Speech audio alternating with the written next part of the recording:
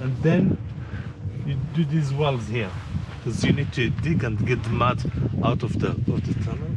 That's why we see those blocks here of it was beginning under there. Then you keep working, etc., till you get to the main source. The big part of water is wasted down the table, and then they manage to get some to the irrigated land there.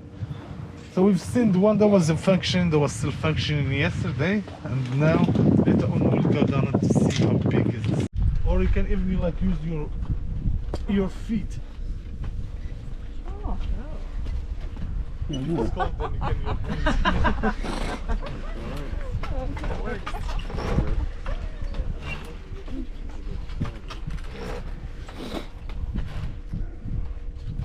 it back again.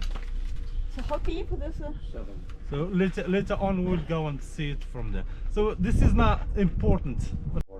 Yeah, we're underneath here now, because that's where we looked up earlier in the tunnel up there, Once they reach, once they where we spring, put the bucket down. Now we're underneath where the water would be flowing here. So some solar lights and the rest of our people up there. Okay. To the main water from the water tap we dig in everywhere to have access to this one here.